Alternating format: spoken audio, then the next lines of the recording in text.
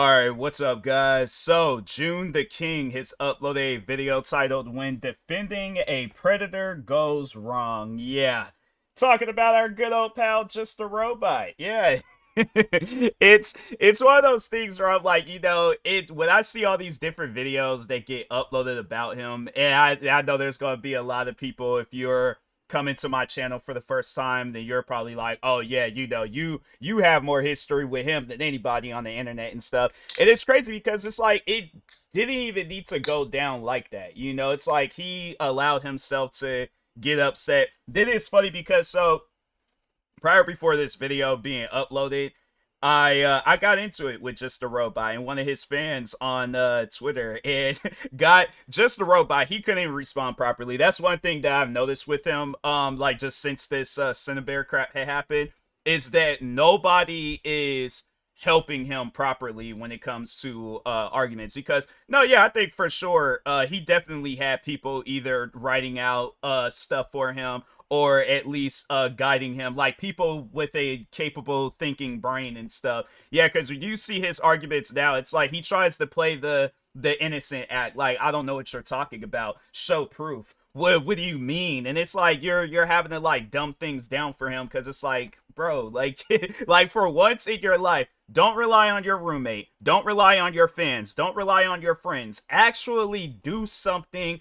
that you can be behind. It's just, yeah, he's somebody where it's like, it's funny how for the longest, like, he would tell me that I need to work on my arguing skills, and I'm like, okay, wait, at least I can argue without having to get other people around. I don't need no roommates, I don't need no friends, neighbors, who else, like, yeah, all the different people. It's like, yeah, I could do and say things for my for my own self. But anyways, yeah, let's go ahead and check out this video. A lot of people have been talking about it, and a friend of mine has sent it to me, so I was like, yeah, because I did also just seen it being talked about on social media, more so Twitter. But underneath the tweet where me and him, because yeah, it was going on for a couple of days. It ended off yesterday with Just a Robot pretty much just folding underneath the argument, and then his fan called me the N-word. Not once, not twice, but 3 times. So I'm like, man, I accomplished something yesterday. Small little victory. But yeah, it's like I got his fan upset, to him, Just a Robot, and his fan upset to the point where they couldn't even finish the argument. So, but no, yeah, let's go ahead and see this video. Make sure, if you guys haven't, go subscribe to June the King for more videos like this. And with that being said, Just a Robot, or JAR for short, is a commentary creator whose story becomes stranger with every layer pulled back. It's an assemblage of arrogance. I've won almost every single drama I've been in, even when I was on the losing side. Questionable comments. Want to see my cock? And ignorance of the very thing JAR was meant to provide clarity on. You have pinned your channel to the reputation of someone, and you've not even reviewed all the evidence. What is wrong with you? What's wrong with your programming, Mr. Robots? Those clips were all in relation to JAR's video on Cinebear03, that to many was a defense of Cinebear, a predator that sent graphic images to minors as well as roleplayed with them, despite stating she would never do it again. Though Cinebear did receive a fair amount of coverage, there was increasing attention towards JAR, as this all exposed a pattern of behavior that brought both ire and amusement. It's all Harley's fault that this is happening. I could make a video and put them all 6 feet under. She's the child who was too scared to get into a call with me. Maybe you could come to the hotel room with me, lol, JK. Yeah. What a cute little pussy. it's like the amount of times I've seen that clip, it still creeps me out. It's like, bro, you are a grown... That's one of those things where it's like, yeah, you're either pushing 30 or you are in your 30s, one of the two, but it's like, you shouldn't be carrying on like that. Come on, bro. You're a grown man. Come on now. Clips only scratched the surface, as JAR has been involved in countless spats with other creators. As such, this video will attempt to go through his history and piece together how this all came to be. Oh, I might make a guest appearance, maybe. I don't know. JAR did not... it's one of those things where it's like, comparing my situation to all the other... I definitely will say that the other things that he's been involved in is much more bigger than me and his drama. I mean, at the end of the day, like, I didn't really care for our drama in the first place. I just more so did the videos to clear my name. Because I mean, yeah, these guys, they were doing any and everything's in their power to like start up lies and rumors and stuff about me and things. So yeah, so I was like, okay, let me just clear my name. Now I'm like, I don't care. Yeah, you guys, if you want to call me out on some stuff, I'm like, okay, and I'm like, yeah, call me out on whatever it is you need to call me out on. I've gotten to a point now where I'm like, I know what him and his fans are capable of. I could care less if I've offended them. So, but anyways. Not have a typical upbringing. He claims he grew up homeschooled in a highly religious household. The latter element is so extreme that he claims his mother ran a church through the household as no other place of worship shared their views. His earliest YouTube account was one dedicated to creating LEGO stop-motion videos. But as he grew older and changed, so did his tastes. In the early 2010s, Jar was watching creator I Hate Everything.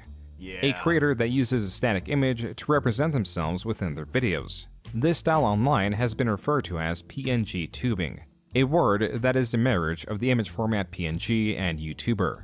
The video in question that inspired Jar to want to adapt this style was I Hate Everything's video on the website DeviantArt.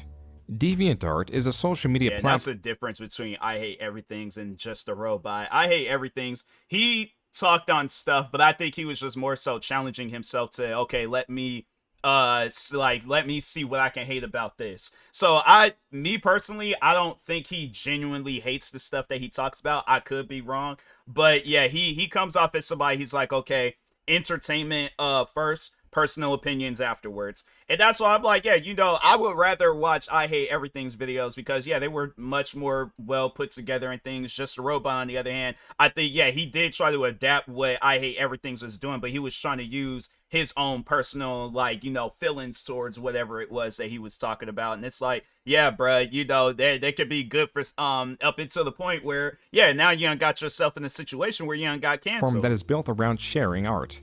Possibly because of its communities that focus on the sharing of specific art, such as My Little Pony, smaller communities were easily formed for not just the sake of sharing said art, but discussion of similar interests. The insular nature of these communities has allowed for the development of subgenres, ultimately leading to communities that share rudimentary fetish art. Their art and comments have been extracted by other communities or individuals for the sake of mockery. This contrast of higher-end art to the lesser-known rudimentary art that is explored in I Hate Everything's video, as well as many others, also explored the melodrama of some of its users. This is where Jar comes in. His intentions for joining DeviantArt are varied. He has stated it was to find an artist to create his avatar for his would-be PNG tuber account. Another reason was because of the resulting drama of I Hate Everything's video, and similarly, he believed he could change the toxic community from the inside out. And so in March of 2014, Jar joined DeviantArt under the name CEO Author, and jumped to the defense of I Hate Everything. Dang, okay, so I didn't know all that. I'm like, oh, so this is going deep in depth. I'm like, all right, June the King.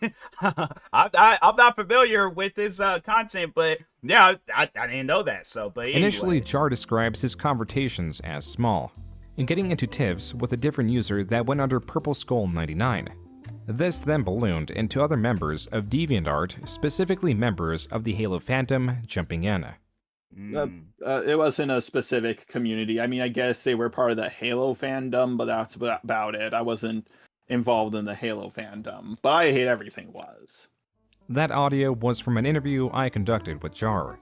The following series of clips are from 2 videos in which Jar talks about his experience on DeviantArt, which is highly convoluted due to all the characters involved. Hellblaze, Gaming Skeleton, Sonic 93, Yoshi V1, Princess Elizabeth 013, Melody, but I'm not 100% sure, the Heather Pack, Hyper Beam Eevee, the Kydalia, Beatrice, aka Foxy, and Shadowfan, who's now known as that crazy cat critic. That was only a taste of all the people mentioned. Jar speaks of endless tiffs, accusations, and melodrama that he does not even remember the conclusion of. There were a lot of other things, but I don't remember the details, and eventually... You stay on that, I don't remember stuff, and it's like, I'm saying, just a robot, he should sell merch, where it's like, oh, I don't remember, I'm sorry, I forgot. Can you show proof? Sorry, I have autism. My dyslexia doesn't know what you're talking about. Like, I'm telling you, it's like, no, it's seriously, he just cycles through. It's like it's either like he pulls it out of a hat and he's like, okay, I'm gonna use that as an excuse, or he just has it like just all lined on the table like Monday through Friday, and he's like, okay, I use that one, use that one, use it. He's like, but dang, I guess I could. So he be liking to remix and stuff. So he's like, okay, let me switch these around and stuff. So yeah, it's like, just pay attention. I guarantee and I promise you, every argument that Just a Robot done got into, it's all ended the same way. Hellblaze and her fan base left me the fuck alone. There do exist archives that provide insight to Jar's reputation on DeviantArt. This post, for example, is one that quotes Jar speaking of feeling depressed due to the pills he was taking, which culminated to him attempting. The reason the poster quotes Jar is to state he deserves to feel such a way because the poster claims Jar is responsible for the of their friend. Quote, you deserve to go through the same suffering Score went through, including the hurt of wanting to just like you led him to do. Unquote. The catch is, Jar has stated he does not even know who Scorn was. Yeah, Scorn, a guy I never talked to. Yeah, I was falsely accused of murder twice. Like, I was just such an awful person that the mere idea of my existence caused these people to kill themselves. Jar mentioned he was a he tries to, the thing is this, that I didn't know of. That's something that's new to me. I've, throughout all the videos I've ever seen, I can genuinely say I don't remember that being talked about.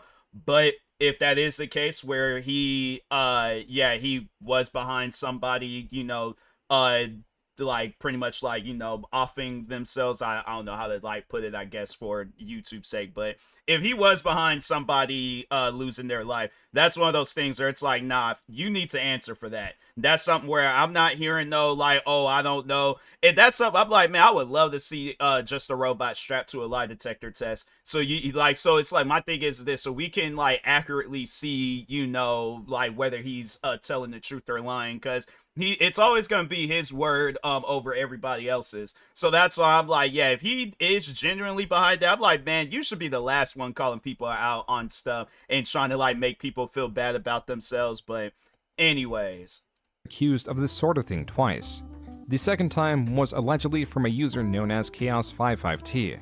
This person, as corroborated by other DeviantArt users, developed a fictional entity known as Madness and tried to convince others in the community that it was a real being with varied success. So, I don't even know what this is, man. Like, it is the weirdest thing I have ever come across on the internet. The closest thing I can compare it to is Final Fantasy House.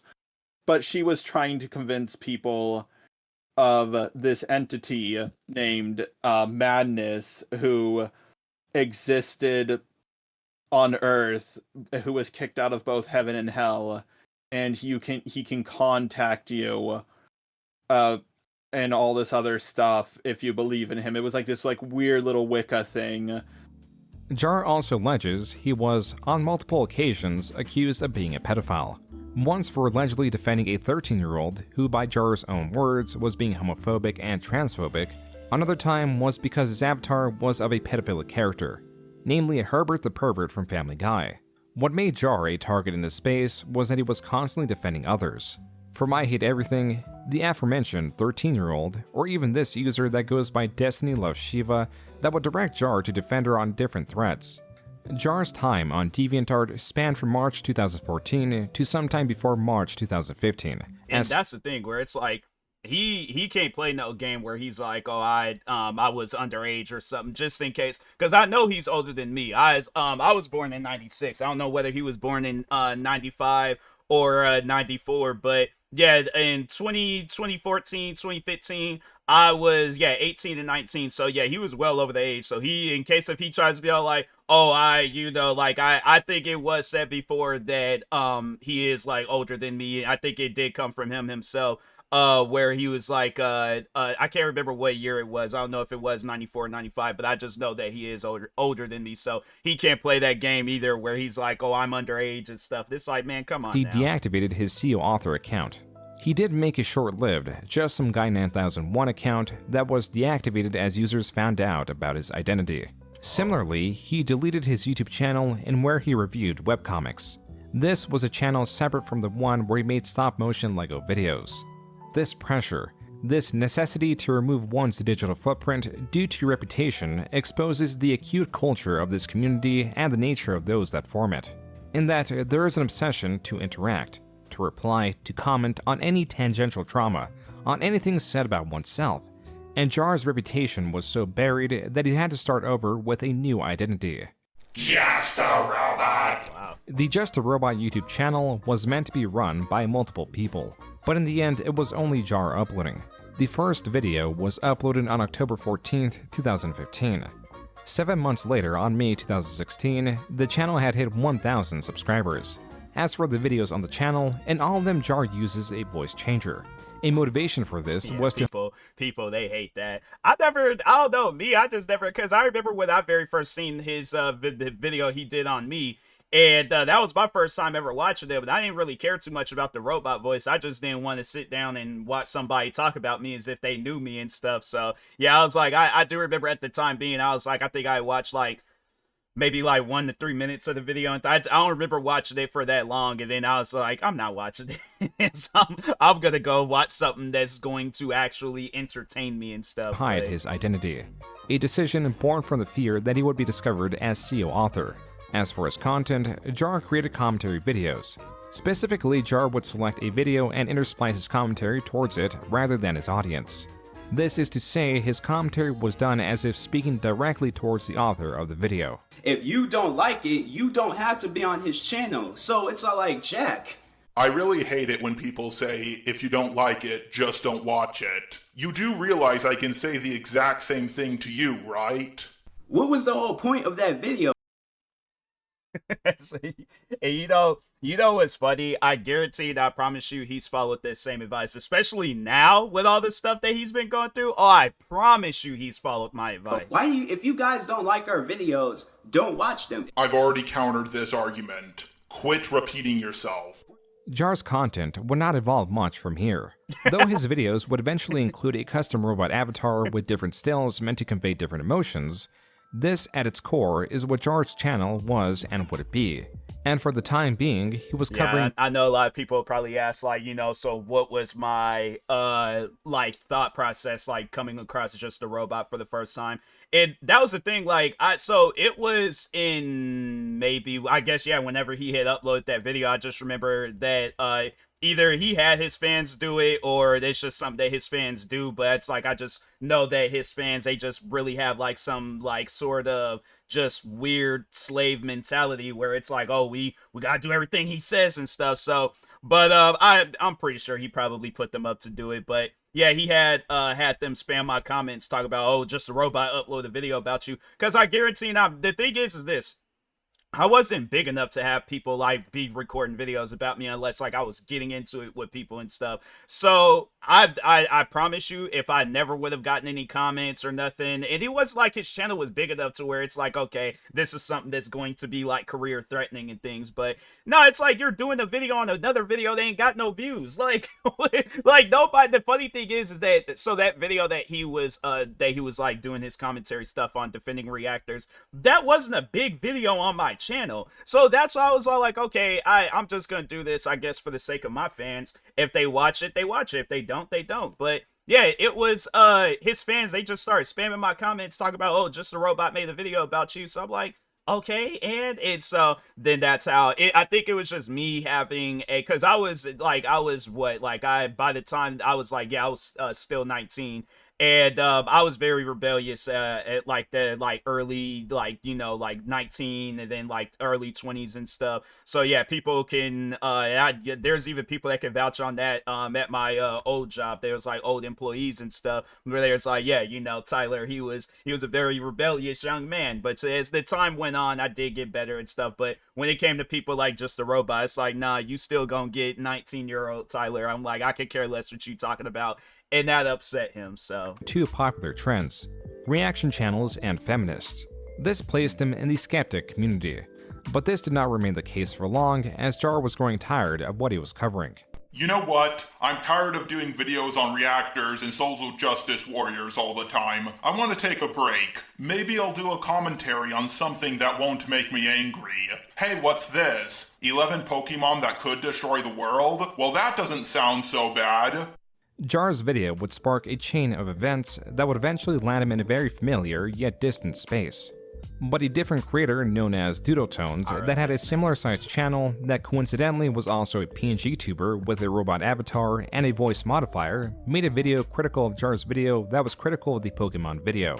Today I'm bringing you guys 11 Pokemon that could destroy the world. For further clarification, I'm talking about the actual destruction of the Earth, not humanity. And by Earth, I mean our Earth, not the Pokemon world. Well, the Pokemon world is based off our own world, but I get what you're talking about.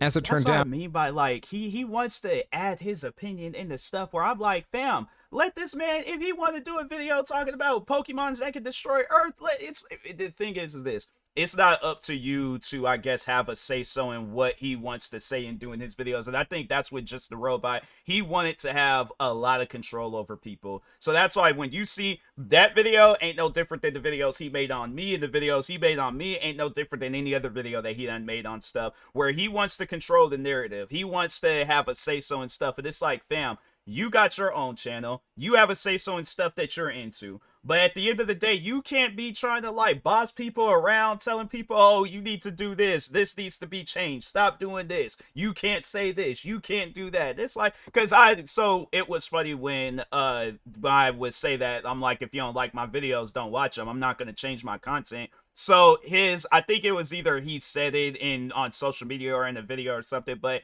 he has said that that's an invalid argument, what I said.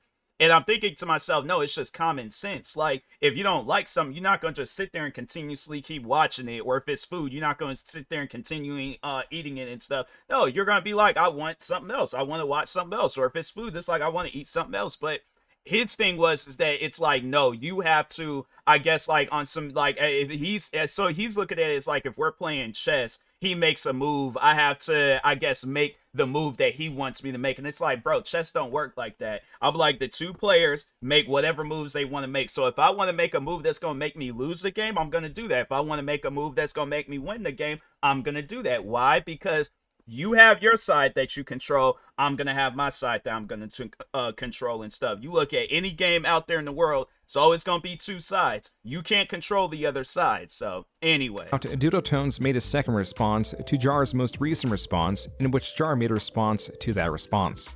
I just finished watching Doodletone's new video about me, and you know what? For the most part, I agree. This online confrontation was set to balloon in the same way Jar's drama on DeviantArt ballooned with endless layers of responses. But in this situation, Jar saw what this was becoming and stated he would not allow this back and forth to become any larger than it was. If you do end up making your commentaries, I'm not going to respond to them, mainly because if I respond to them, I think it will just make this whole thing go on longer than it has to. That video was published June 19th, 2016. Jar published his third video responding to yet another video Doodletones made on him, as well as various small commentary channels on August 24, 2016. Let's begin. Yeah, I was like, that was one thing was that so we had like our like dispute and like it was in 2016, but it was kind of like in the like right before like that halfway mark of so like April, May and stuff.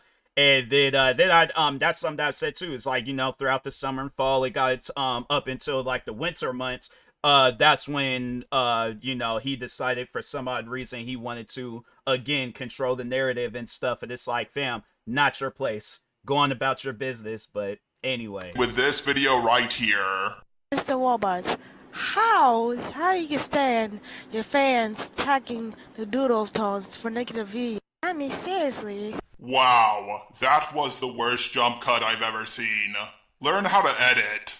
This video is just over an hour long and includes countless responses, often responding to one another's videos.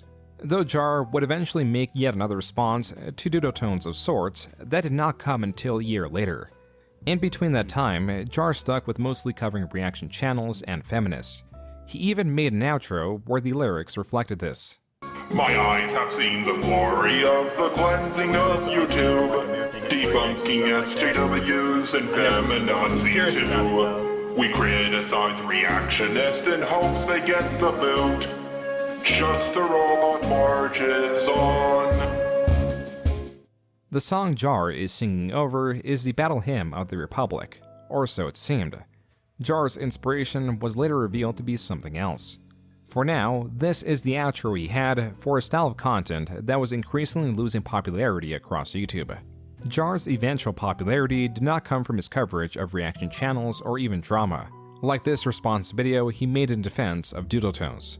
This late 2017 uptick in views came from his most popular style of video. Definitely media reviews, hands down, not even close. While Jar's drama-oriented videos had the potential to skyrocket in views, his media reviews that mostly focused on cartoons were consistent with views. Jar even attributes this review of a Gumball episode as the reason his channel blew up, and the Social Blade graph demonstrates this as well.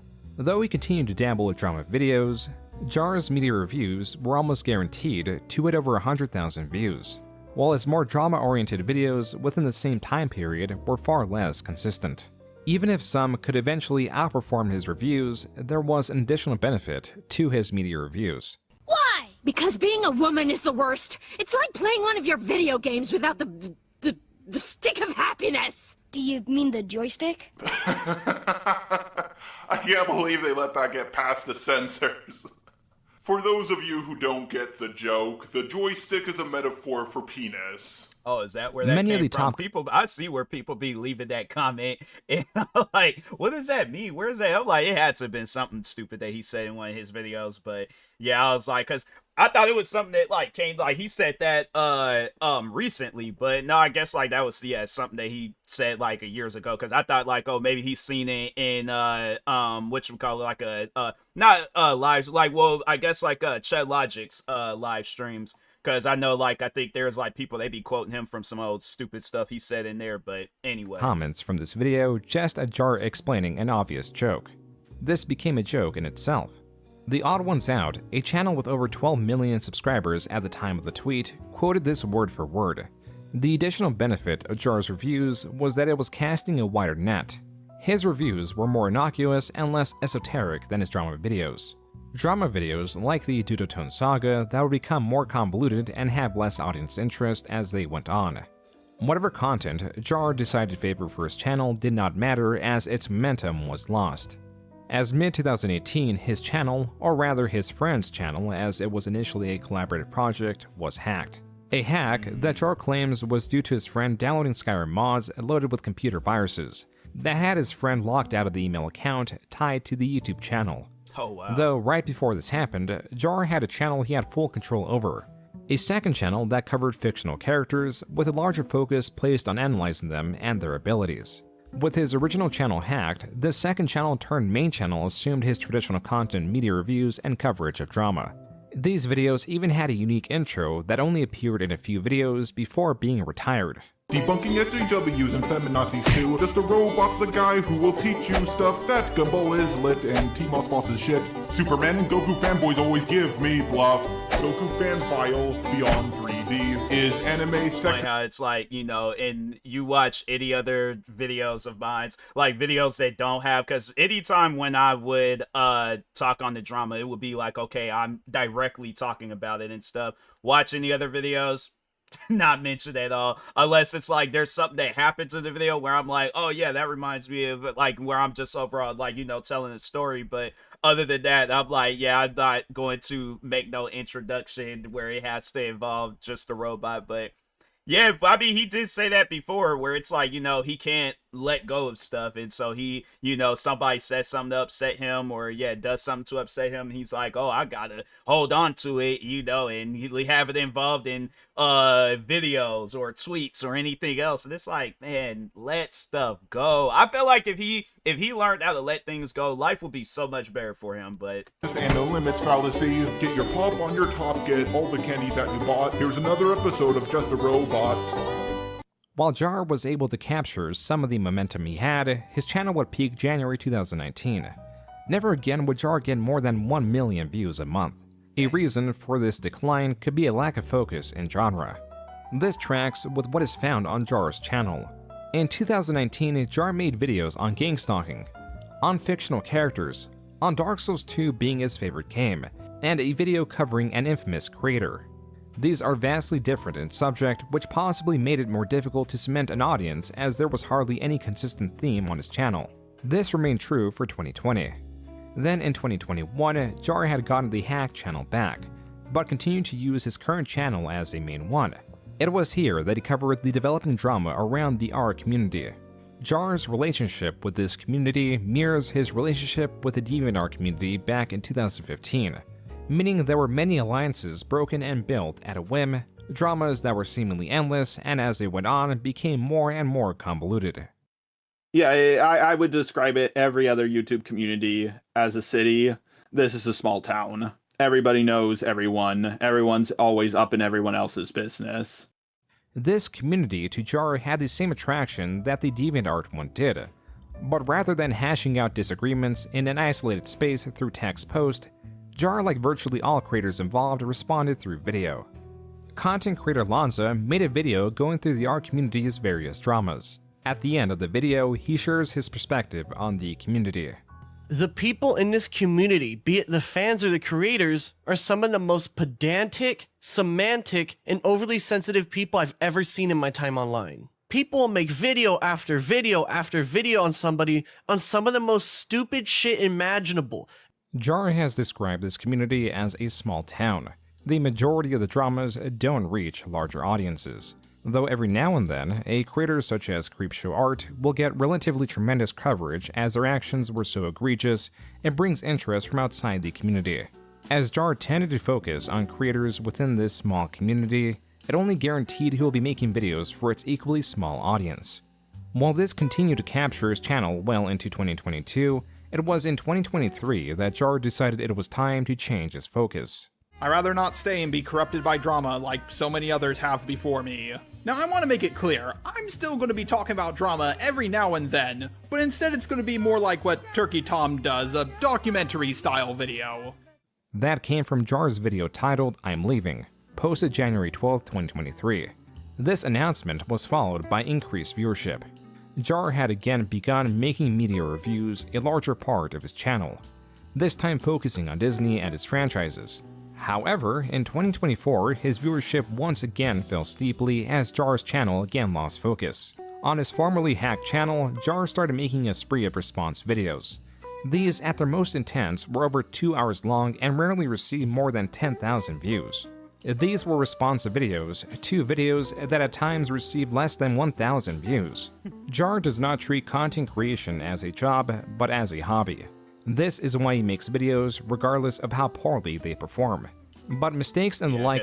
There is a video that was, it was like the last, it was pretty much the last video he did on me, but it was like trying to explain, I guess, like, where am I at now? And I'm thinking to myself, like, people could just search my name up and see where I'm at. But yeah, I just remember when he had, he uploaded that video, I'm like, okay, well, I'm like, here goes the drama all over again. And then I was like, but I see they wasn't having no effect. And I'm like, oh, okay. I'm like, all right, well, I guess it's whatever and things, you know, or just people, it's like, they just don't care about his content no more. But yeah, that was like my first time in a while seeing his videos and things. And I'm like, oh, wow. I'm like, dang, he ain't doing so good. Pass by easier as they reach a smaller audience, and the spats he gets himself into are for the most part innocuous. But what would happen if Jar were to make a video of this caliber on something with weight? On something that was controversial enough to breach the walls of his small community? What if Jar were to make a video on CineBear03? A channel formerly known as Scootaloo Loves Sans. As the name and the banner suggest, My Little Pony and Undertale play a large part in this channel's content. At 22 million views, this is the channel's most viewed video.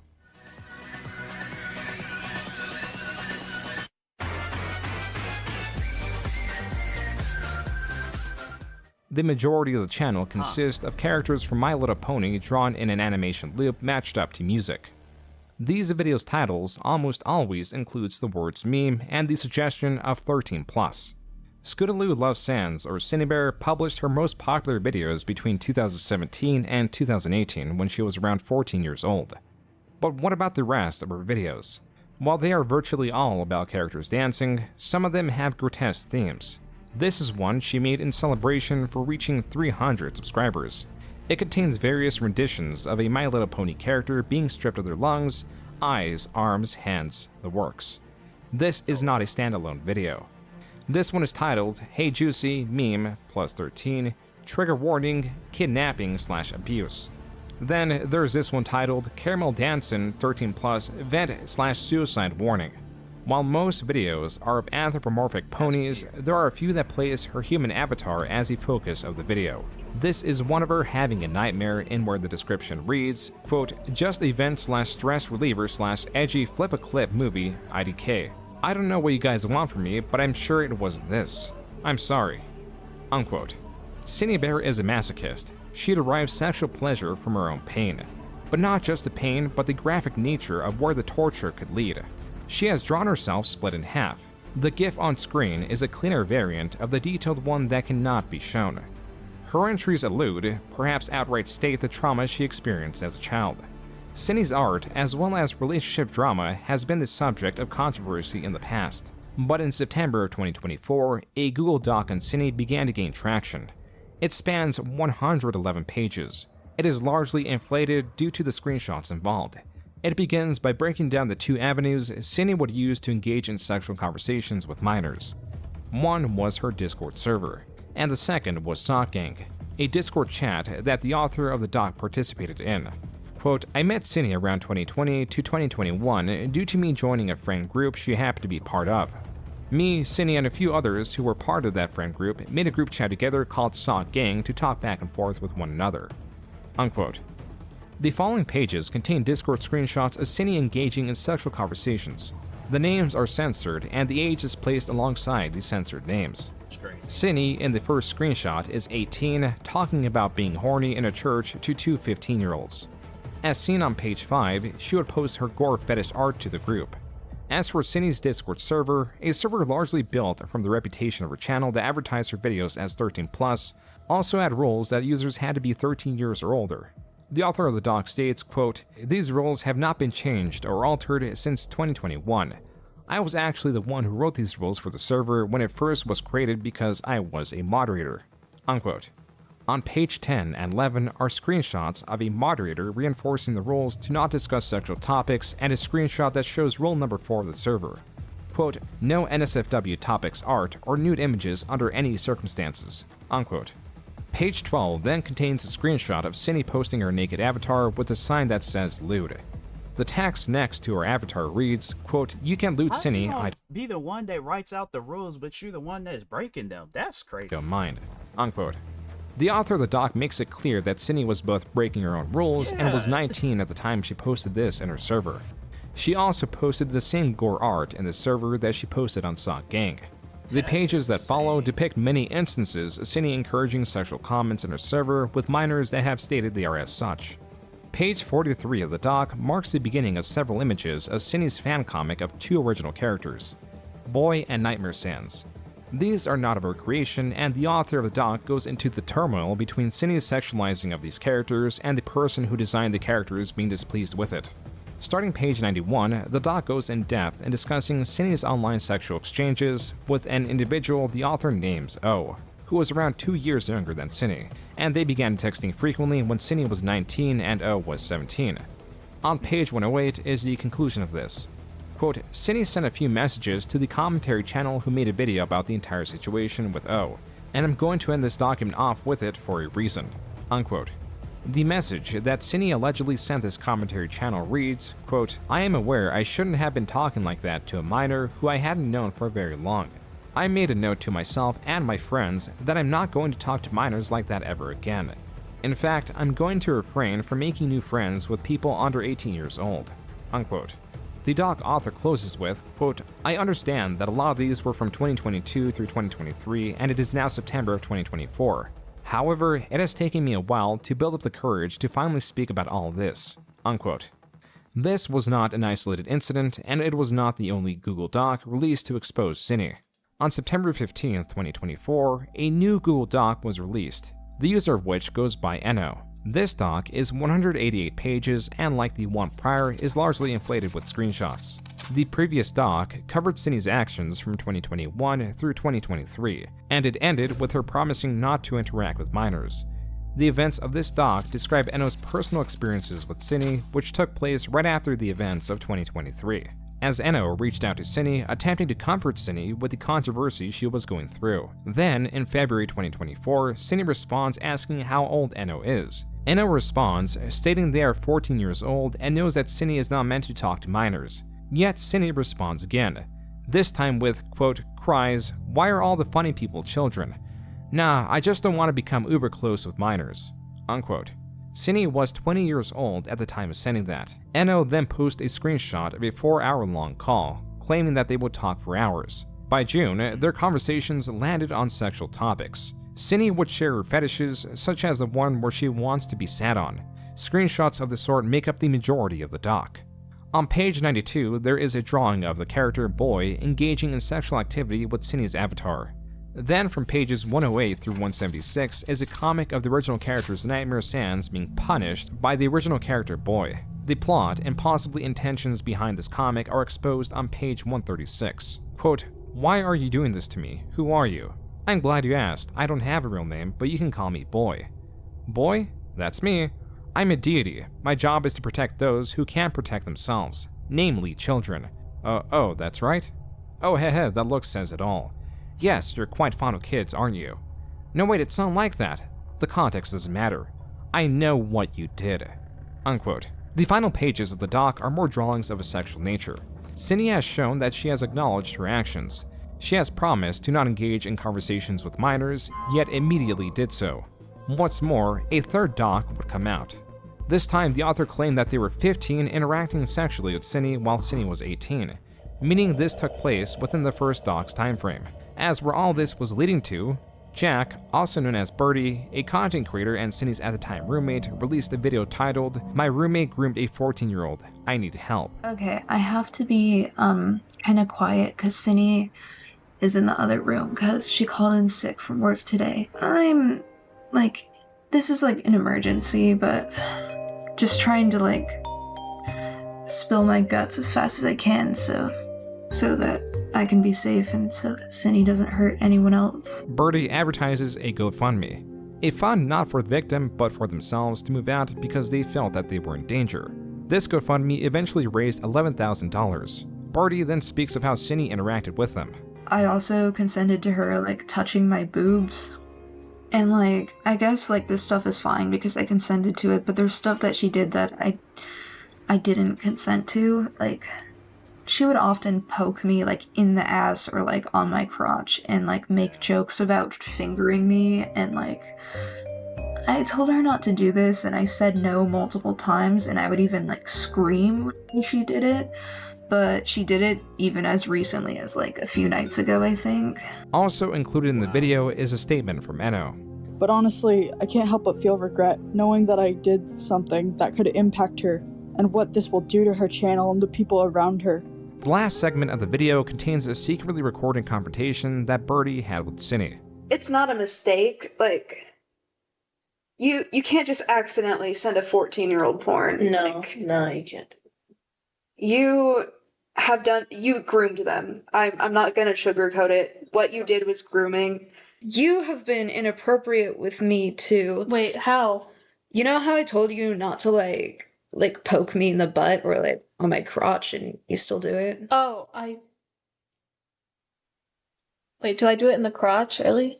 Like, I don't know, sometimes. You still make jokes about like fingering me and stuff, and you asked me to sit on your what kind of question is that? Like, if he, just a robot, really thought that defending this girl was a good idea? Like, it's just because I don't really know too much about Cinnabear. Like, when all the stuff had started going down with Just a Robot, that's when I very first had heard about Cinnabear. So I don't know about the ducks, I don't know about videos and all that from, or like, I guess like the stuff that's being shown in videos. Like, this is my first time hearing all this. So it's just, there's like some things where I'm like, okay, I did hear that. But like, there's other times where I'm like, bro, what? Like, how do you just wake up one morning? It's like, you got where you're, what did they say? He said it was his roommate. He said it was his girlfriend, and it was his neighbor. They told him, do not do this video. He did it anyways. That's some crazy stuff, man. face that one time. Like, I'm gonna be honest, Cinny. I don't want to live with you anymore. Oh my god. I I don't feel safe here anymore after learning what happened. Dude, I was fucking crying my eyes out earlier when I found out what you did. Back, please. Broke my heart, Cindy, that you would do that. Birdie's I wouldn't even that it's things like that where I'm like I wouldn't even get emotional. I'm like I'm just going to quietly pack my stuff and then I'm like I let them know probably on the last day. I'm like I'm out of here. So I'm like what you got going on cannot be involved. So I'm like you gonna definitely have to work on some stuff before me and you can ever be cool. But it's one of those things I'm like it's gonna have to be something where I'm like when I get comfortable and I want to be cool with you, then okay. But until then it's like that ain't gonna happen. I'm like us being cool. So video does not end there, but with an animation they were working on just to not have the work go to waste. An animation where Birdie and Cindy's avatar are pole dancing. Then, Cindybear's video was shortly uploaded after Birdie's and where she admits to grooming. I'm sorry to everyone I've ever made uncomfortable with my sexual content. I'm sorry to the victim I groomed. About 2 weeks later, Cindy stated that she wanted to kill Birdie and then uploaded another video. Now, she was stating that she was not a groomer and that she made that video under duress. She also states she heard Birdie recording their exposed video and details what happened after, which is that her and Birdie went to Panera, and while waiting for food, Cindy broke down in tears as she knew Birdie was soon moving out. He got a Red Bull. I got food too, but my stomach was in knots and I couldn't eat anything. We watched Rick and Morty while we ate, and I remember asking if we could try finishing Rick and Morty before he left, and he said that sounded like a good idea. I laid in bed with him, and he showed me funny videos, but I just kept crying. With Birdie moving out, one of the cats they had went with him. Cindy was not pleased with this, which turned into a debacle of attempting to get what she believed to be her cat back. Only that Birdie had left the cat in the care of someone else. Cindy later recorded and uploaded her unsuccessful attempt to get the cat back. Hello. I'm here for my cat. No. What do you mean, no? Cynthia, you're not allowed here. What do you mean? Cynthia, go home. Your father let me inside. Where's my cat? This recording ends with Cindy getting kicked out. Okay, I'm full 911 then. Go! Yeah, that's something where I'm like, my family, I will let them know if somebody is showing up. So it's like, they're like, oh, okay, cool. But that's one thing about it. Yeah, that's just my advice. If you have somebody that's just showing up unannounced, it is usually like some like, okay, hold on, let me check and see like that, like let me see if you on the list type situation where then they'll come up to me about like, hey, such and such is down here, and I'm like, I didn't ask for them to show up, so and then most likely I probably would just handle it myself and just be like, nah, you gotta go. But if not that, then it's like, it's one of those things where it's like, hey, you can't come up in this house. That's one thing about it. It's like, nah, you can't just welcome yourself in there. So I'm like, that's some weird stuff though, to just be showing up, you demanding cats and stuff, and it's like, that's one of those things. I'm like, but I'm still trying to piece it together. It's like, how do well, he said that he didn't even look at the documents and all that, so that's why he did what he did. But Go! Fuck you! Fuck you! God! Go! Just go! Just go! Fuck you! And thank you. Wow. You have until the 25th! Cindy was not very pleased with Birdie, and she was not the only one. Birdie was also receiving flack for the lengthy history of acting erratically online. This is a screenshot of a message Birdie sent to a 13-year-old while Birdie was 16. Quote, I think you're pretty mature for your age. That's one of the reasons I've considered you as a viable option for a partner. Unquote. Birdie does not regard this as grooming and even blames the 13-year-old forcing the relationship upon them. Exactly 5 days after said breakup, I was asked out by my former friend Draggy, who was 13. I was 16, and it was my responsibility as the older person to turn them down, but because of the mental state I was in, I was unable to make the right decision. While it can be disputed whether or not this was okay, that's I know that there was a lot of people that didn't like Cinnabear's roommate, and I knew that they had got there was like some stuff surrounding them too. I just didn't know exactly what, but that's one of those things where it's like, I don't care how much of a bad mental state that I'm in, I'm not gonna do no stuff like that. Where it's like, like I'm 16 dating a 13. That's something that I learned at a young age. That it's like, it's weird for anybody in that high school range to be dating a middle schooler. So Yeah, like maybe if it's a situation where it's like a year difference where it's like, okay, you're 14, they're 13, then it's like even then still it's like it's yeah, back when I was in high school, that was unheard of. You could like yeah, you'd be cool with somebody from like because yeah, there was like people that I was still friends with where I'm like, all right, cool. But yeah, friendship stuff, yeah, that's okay, that's cool, that's chill. But like dating, yeah, nah. That was like I just remember the one girl, she was bragging about that when when I was in middle school, or when we were both in middle school. But I remember she was bragging about that, how she was dating a guy, and she didn't say like how old he was, but she just said that he was in high school, and I'm like, that's kind of weird. But yeah, it's one of those things where you have some people out there where they find that stuff normal. But anyway, Grooming, in Birdie's eyes, their relationship with a 14-year-old when they were 12 was grooming. I know a few of you are probably going to say this as some sort of counter-argument, so I'd like to acknowledge it.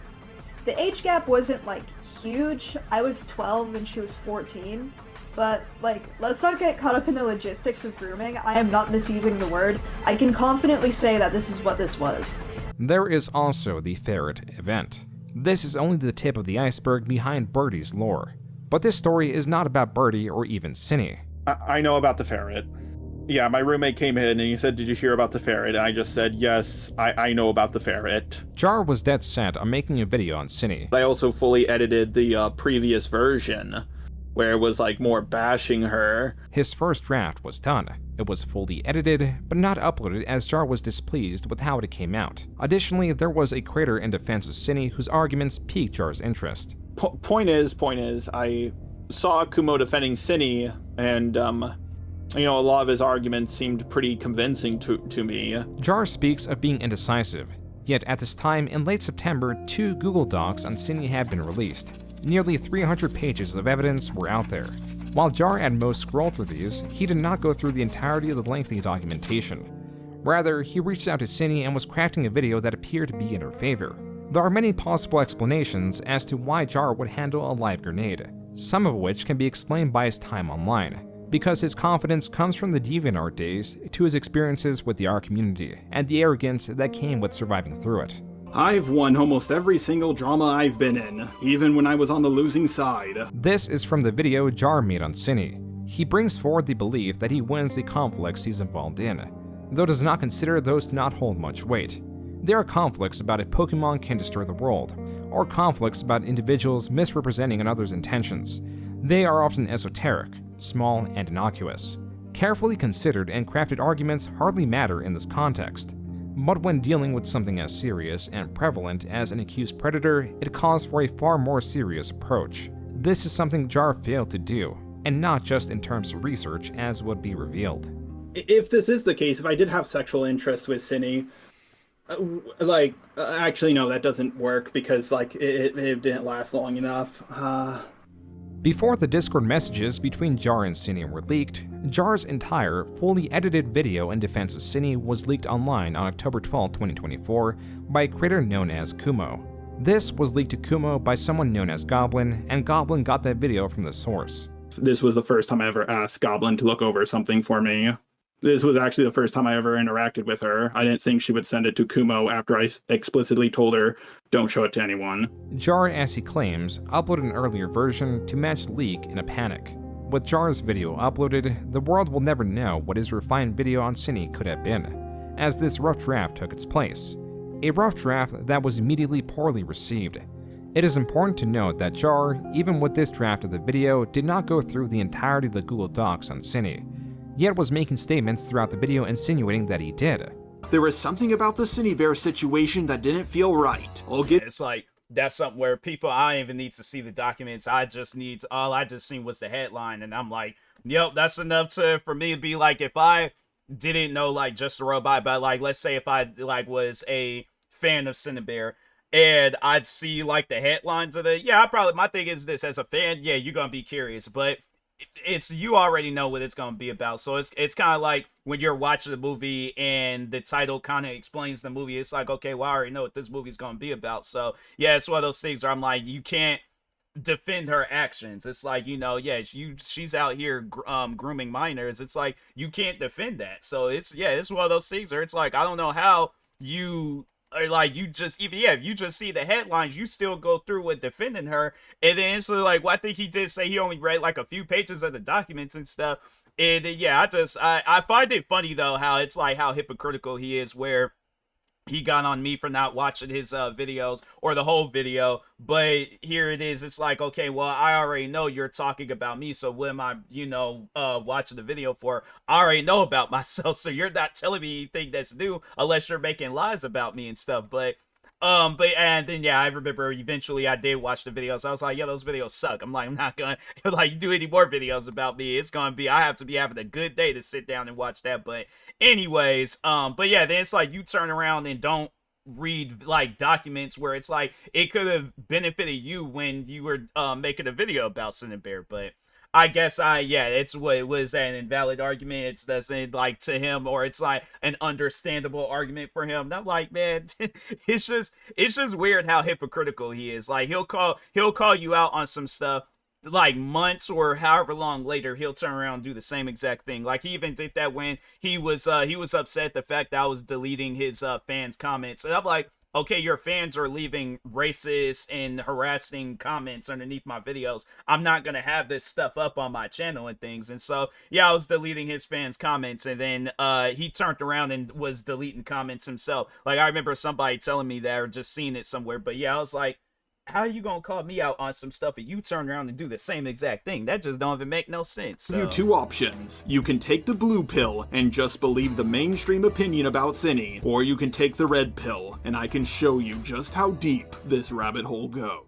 Unfortunately, the doc is so long that most people didn't look at it in its entirety, and if they did, they didn't look at it very carefully. But Jar, the document had all the proof. I mean, look how many pages it had. All that evidence must prove that Cine's a groomer, right? Well, actually, no. There's not one shred of evidence that... I never did get a chance to sit down and watch the video, but yeah, I imagine, like, just based on the videos I didn't seen him make about me, I'm like, yeah, I'm like, I don't need to watch the video to know that it most likely will. Just on how everybody had reacted to the video, yeah, I know it wasn't going to be a good video. But let's say if none of that stuff would have happened, but I had watched his videos that he did on me after all this. And so, but yeah, even just the little that I did see of his videos beforehand, I was like, nah, I know that video ain't gonna be good. So. Cine groomed anyone. Just testimony. While these insinuate that Jar went through the entirety of the docs, later in the video he outright states he did, which is a lie. After going through both of these massive documents in their entirety, I realized that they're just full of nothing. Oh no, Sunny drew a picture of her character in a sexy outfit. Oh no, Sunny said I like big butts, I cannot let you a minor. To clarify, did you read that whole doc? Like, did you read, or I know that you didn't read the whole doc, but did you get to the end of that doc? What happened? No. Okay. What happened at the end? There are other elements in this video that are perplexing, such as Jar discussing creator Power Cynical's accusations and trying to draw parallels as to why Cine should be forgiven. And then there are also edits of Jar and Cine in the setting of the casting couch. Do you mind if I begin? Am I being recorded? Actually, sure, I'll ask that. Would you be okay if I record you? I guess it should be fine. Okay. There's also Jar calling it a red flag that Cine admitted to what she did. The first big red flag to me was how quickly Cine admitted to grooming. When it comes to groomers, they never do that. Even worse is the framing of these two events. But the thing is, as far as I'm aware, Cine wasn't hitting on this 17-year-old. She was just cooming with them. Now I know what some of you are gonna say. Well, we're not saying she groomed a 14-year-old to get with them. She just groomed a 14-year-old to be more comfortable with conversations like this so she could coom. Don't get me wrong, I thought that at first, but it turns out that the minor was the one being inappropriate first, and she kept on pestering Cine to talk about stuff like this. That was so fucking stupid. Like, oh, the minor made it sexual first. I don't know why I fucking said that. That was like so victim blamey, and I regret saying that. That was the dumbest shit I ever said. On October 13th, with content of Jar and his exploits in demand, or Jar10 for short, creator ChudLogic, with the leaked Cinebear and Jar Discord conversations in hand, went through them in a live stream. I was like, people, they had, because they started commenting underneath my videos saying like, oh, ChudLogic ended Just a Robot. And I'm like, who is ChudLogic and what is going on? Then that's when I had looked it up and I was like, oh, Like this ain't good. But I'm like, hey, I'm like, you brought down yourself. I'm like, that lesson learned. I'm like, there's my thing is this. It's like there's just been times like where I've played games, and I guess like if I criticize the story of the game, I usually try to like play the whole game. So that's why if you see me do like let's say if I'm criticizing a video game, and you'll see where I'm talking on the gameplay, but I'm like, as far as the story stuff like that, can't touch on that. But it's like the core gameplay, that's when you'll see me do a video on it and things. But yeah, it's something. But like something as serious as this, yeah, you got to do your research. You can't just go and just be like, hey, I'm just going to shoot my shot, close my eyes, and hope for the best. Like, nah, bro, can't do that. I'll give you a list of questions in text that I'll be asking in the call, so you can get ready with answers for when I ask them, I guess, if you want to. And then he literally just sends the questions. The DMs between Jar and Cinny start off unassuming. The rest were nothing of the sort. I just fucking looked. Oh my fucking god, dude. There's no way. Want to see my cock? That's so weird. And it's a joke. What is going on, dude? This is like absurd. Each new revelation is more absurd than the last. Cinny, I know it sucks, everything you're going through. You just want it to be over. You want me to finish up my video as soon as possible. But it's better I get this right than fast.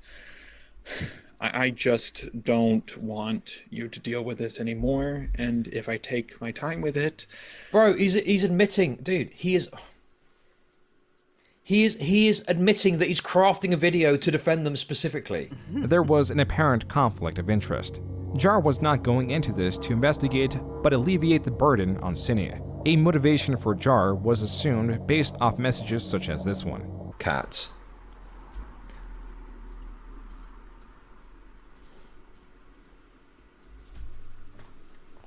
To add to the absurdness, what's crazy is that he claims that he was in a relationship at this time, and it's like, fam, that to whoever his girlfriend is, I'm like, man, she's one of those people where it's like, yeah, it's either she's not real, but I think people have told me that like they're close with just the robot, that yeah, like she's real. Then if she is, man, she's one of those people where it's like, yeah, she doesn't allow nothing to affect her. I mean, to have it where your significant other goes through all this crap and you're still standing by his side. Yeah, the thing is, this just a robot. He may not realize it, and I feel like he'll, like, by me saying this, he's going to, like, do or say something stupid and, like, try to, like, downplay his girlfriend and things, but she is a keeper. She is 100% a keeper. If you send messages like this, you defend this pedophile, and she still stands by your side. She's all like, oh, well, it happens. What do you mean it happens? Like, fam, I don't think you understand. Like, he doesn't value... look, okay, and maybe I'm overstepping my boundaries, but this is just a robot. I could care less about boundaries. The amount of times he's overstepped his boundaries with me, oh yeah, I could care less. It's one of those things where it's like, and I'm not saying this to shoot my shot at his girlfriend, but I'm just saying, bro don't deserve you. You need to find, like, some Prince Charming type guy that's, he sees you drop your slipper on some stairs and he's all like, but Cinderella, wait. And so yeah, that's the type of guy that you need. You got like I'm trying to think of somebody like a Jeffrey Dahmer starter pack, maybe not with the all the different things, but like just somebody that's not a good person. I'm like, that's who you got. You need to realize that. So like, yeah, it's one of those things where to whoever, just say, highly doubt she's watching my videos, but if just a robot's girlfriend, if you find yourself somehow, some way, because she definitely can't be in the if they're living together, ain't no way possible she's gonna be watching. So like, if you're by yourself, right, and you're watching my video, you need to understand that you can do so much better. Honestly, if I was her, I'd rather be single. I'm like, if I was her, I'm like, no, that's one of those things where I'm like,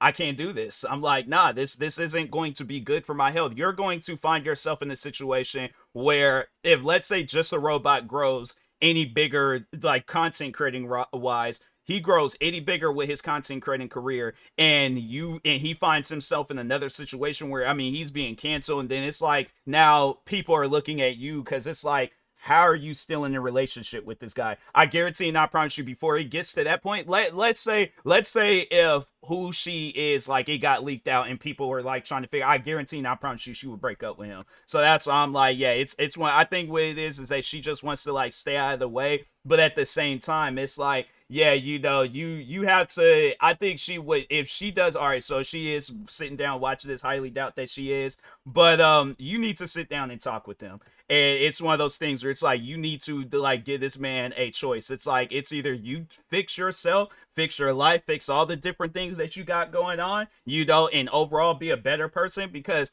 it's, you guys sit down and think about it. 10, 20 years down the road, do you still see yourself with who he is today? Or who he is like during this time? Because I feel like he hasn't really changed. So do you see yourself with the same guy like 10, 20 years down the road? Because if so, man, I'm like, yeah, she's a keeper. But anyways, were Star Wars quotes and sleepy time calls. Thank you again for trying to help me. I do or do not. There is no try. Oh, it's from... It's from Star Wars Episode 5 of the OG trilogy. Let's find out. I just need someone to chat with as I drift off to sleep. You can say no. As shown below, this call like, it may not be considered cheating, but in a way, I do feel like that he violated his girlfriend. Just a robot. Now, like, I feel like this is just a conversation that you don't have behind, because it's I don't know, he claims he talks like this with everybody, but it's like, okay, look at the amount of times, because I know he said that before, that he's been fired from like numerous jobs because of how he talks, and it's like, okay, so right then and there, that should have been a lesson learned. I can't like talk like this with people, you know, unless like, yeah, if it's like friends or, you know, yeah, your significant other, but it's like random people or people that you don't see yourself getting into a relationship with. So my question is, do you see yourself getting into a relationship with Cinnabare? I'm like, let's say the opportunity was on the table. You wasn't in a relationship and you had that opportunity to be in a or Cinnabare shot her shot. Do you think you would have seen her? And I guarantee, and I promise you, he would say yes. He may say no just for the sake of trying to argue with me, but I guarantee, and I promise you, him being a single man and Cinnabare being a single woman, he was like, oh, because I'm a man, I'm attracted to her. I guarantee, and I promise you, if the opportunity was given to him, he definitely would be in a relationship with Cinnabare. And right then and there, it's like, to whoever Just a Robot's girlfriend is, gotta ask him that question. And if he says, yeah, I would have gotten into a relationship, break up with him. I'm like, he don't deserve you. I'm like, go get you, or no, don't even fool with date naps, because I've been hearing like all these horror stories with date naps. Like that one guy that you used to be mad cool with in school or something, shoot your shot with him. And I guarantee, and I promise you, it's like, yeah, you trust me, there's better out there for you. Happened and lasted 28 minutes. It is arguable that Jar did not act entirely professional with Cinny. What's up with him at work right now? Alright, mamacita, I'll hit you up when I get home. Chud Logic was able to get Jar to speak to him live. Initially, they discussed the video and why Jar's semantics throughout it appeared as a defense of Cinny. You're also trying to fucking lawyer about the meaning of the word grooming. And I'm saying it's irrelevant. It doesn't matter whether or not it's grooming. This behavior is so egregious that all you do when you talk about and argue about whether or not it's grooming is you give the implication that you're defending this person, even if you're claiming that you're not. I 100% get that. I really should have looked through my video more. About halfway through the one-on-one confrontation, Chud questions Jar about his motivations with Cinny. Maybe I do have sexual interest in Cinny. I mean, I'm a straight guy, come on. So I'm gonna walk. It's funny how, like, Just a Robot in a crowded room, he looks at everybody, he's like, am I right, guys? Like, am I? And then everybody's just kind of looking at him like, bro, you're weird, man. Get out of here. Go home, man. Go take your ball and just go home, bro. You ain't playing on this court with us. Like, nah, bro. You saying some out of pocket stuff. Back on that, but I have a girlfriend. I'm not. What part of the logs would you like to go over with me? And that's the funny thing is, you pay attention to Just a Robot when he does have like his Avengers team lined up with him. Oh yeah, he's all like, cause the funny thing is that, you know, and I know people will probably look at this as something silly to reference, but I'm like, no, this is like on some real life. Like, I am not joking around, but if you guys are like professional wrestling fans, when you see a wrestler that's like known for their tag team matches and known for like, you know, like being partnered with somebody, when you look at that wrestler when they're in a tag team match, like 5-star matches, like some of the best like work that they've ever done. But when you see them doing it by themselves, for an example, and it's no disrespect to these wrestlers, like they know don't like they're a better wrestler than I am, I'm gonna say that much. But when you see them in their solo matches, it's not, you can't compare that to like their tag team matches. But anyways, the Usos, when you see them teamed up with each other, oh yeah, it's like the crowd goes crazy over that stuff. It's like, nah, they were like on a generational run when they were a tag team. But then when you seen their WrestleMania match, then it was like, I don't know about that. So getting back to Just a Robot, when you see him with people, when people are helping him out with his arguments and his videos and all that, then yeah, it was probably some of his best work in his opinion. I think we all know what my opinion is on his videos, but just let me just clarify that I'm not saying that he uploads good videos, but I'm just saying that when he has people by his side, then yeah, I guess in a way, you know, his videos are a little bit more like well put together. But when you see him by himself and things, then it's like, yeah, then of course he's gonna say some old stupid stuff like, oh yeah, well I'm a man, you know, come on, am I right, guys? Like, yeah, a straight man and a straight woman, of course we're gonna have someone. It's like, bro, she's a pedophile. I don't think you understand that. Like, you really got to look at the situation and see it for what it really is. Like, you are defending a pedophile and you're trying to make it okay. It's not okay. And you say, I presume it's some sort of joke, want to see my cock? In fact, I tell you what. And then you send a picture of a chicken, of a rooster, of some sort. And the way that he said, yeah, it's like, he's like, yeah, and he's like, and he had said that. He was like, I say that to everybody. What's the big deal? And it's like, I guarantee and I promise you, if he had the advantage over Chet Logic, he wouldn't have looked as vulnerable as he did in those calls with him. That's my humor. Okay. Do you think it's appropriate to joke about sending a picture of your penis to someone who you're interviewing who is accused of grooming an individual? Absolutely not. So why did you do it? It's just my humor. The conversation eventually leads to the sleepy time call. I like to chat to people on my phone as I fall asleep. It's not a romantic thing at all. Jar goes on to claim that he has sleepy time calls with anyone, including his roommates, as they help him fall asleep. The story, more and more so, was becoming less about Cine, less about Jar's video on Cine, and then more just about Jar in general, because it was now being revealed that interactions like these were common with Jar. Yo, you're all good. And my question is, I'm telling you, I cannot wait for the day where we see a video and it's somebody that's like, the video's titled, I know Just a Robot IRL. That, I guarantee that's gonna be like those like videos where it's like, yeah, it's gonna win like a Sundance Film Festival award or something. I cannot wait for it, because you know it's gonna happen eventually. At some point in time, it is gonna happen. Somebody's gonna be just scrolling through YouTube and that they're gonna be like, wait a minute, that sounds like that weirdo Luke that I used to work with back at whatever job that he got fired from. And then that's what they're gonna realize, like, oh, wait a minute, that is him. And then I'm telling you, whoever that person is, please, please, please do that video sometime soon, all right? Because it's funny, it's gonna be one of those things tied to that meme of like, we got a exposing video of somebody that knows Just a Robot IRL before GTA 6. Because I'm telling you, man, it's like that video, I'm not going to say it's going to be better than all these other exposing videos that's been done on Just a Robot, but it's definitely going to be a video where it's like, whatever we're doing, wherever we're at, we're going to make sure whether we try to hurry up and get home fast or wherever we're at, we're going to try to watch that video right then and there. You can finish it up tomorrow, in fact. Yeah. What a cute little pussy. So weird. That was a voice note of Jar left in response to a thumbnail artist after she sent a gif of a cat, brought forward by creator FPS Diesel, who was live with Chud Logic and Jar. Like, I knew that the way I joked around would eventually catch up to me. This is why I can't hold down a job, to be honest. And yep, this is finally out there. Jar's statements were not entirely convincing.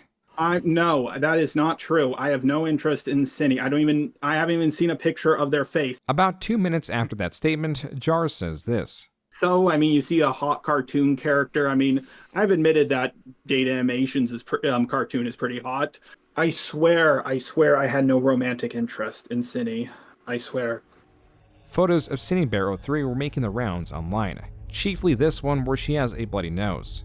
Though Jar contends what he did was not out of attraction, he has had a history of being infatuated with female avatars, rather one avatar in particular. Porn centered around real people, like Jaden Animations. Both Wolfie-Chew and Jaden don't like porn being drawn of their characters. Now I will say that, embarrassingly, Jaden Animations is kind of my YouTube crush. Of course she's way out of my league, and I'm not talking about the real her, I'm talking about her cartoon character. Now to be fair, her avatar is quite attractive, and so is Wolfie-Chew's. But should we really be drawing porn? Oh my god, it's like, bro. You know, I sit down and I think about that. Like, let's just say back in 2016, because I remember he was he wanted that for me to, I guess, like, be all buddy with him, take his advice, and I guess, you know, me be a part of his Avengers team. Where would I have been at right now, man? I'm telling you right now, I would have been like Pookie from New Jack City. I'm like, I probably would be on crack. I'm like, nah, seriously, something would be wrong with me if I had did anything with just a robot, where it's like me and him had to be buddy. I wouldn't have a career. I promise you right now, where I am at, wouldn't have gotten to it. I'm like, yeah, I definitely would have been right there along with him being canceled for something. I'm like, oh yeah, it's like, you know, TMossBoss seen dancing butt naked out in the middle of the streets or something. I'm willing to bet money that if I would have done anything, we gotta ask like ChatGPT or something like that. Like when AI, when it starts advancing and it's like, yeah, have it where it's like, ask it that question. It's like, what where TMossBoss would have been at right now if he would have done videos with just a robot? They're like prison or like somewhere. I'm like, he would have been like, you know, doing videos talking about like he's really Caucasian. But it's like, yeah, it's I'm willing to bet money that I would not be here right now if I did videos with just a robot. Of people if they don't want us to draw porn of them. That was from a video titled, "Should we draw porn of someone's characters if they don't want us to?" And this was from a 2024 Google Doc. Quote, "I am 21 now, but I joined his server when I was 17. I was a big fan of Jar. Every Tuesday, he would join his VC for his announcement or chat with his fans.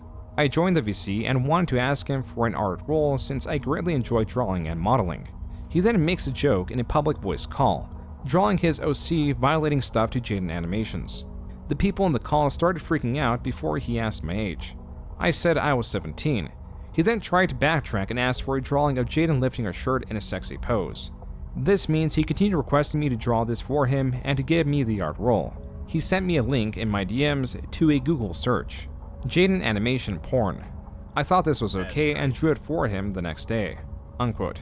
This took place in 2021.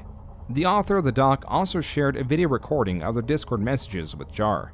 In here, Jar states, quote, "Thanks so much, OMG, you made porn of Jaden for me." Unquote. The doc author responds, quote, "Yeah, I was 17 at the time and wanted to get that robot art role." Unquote. Jar did not respond directly to that message.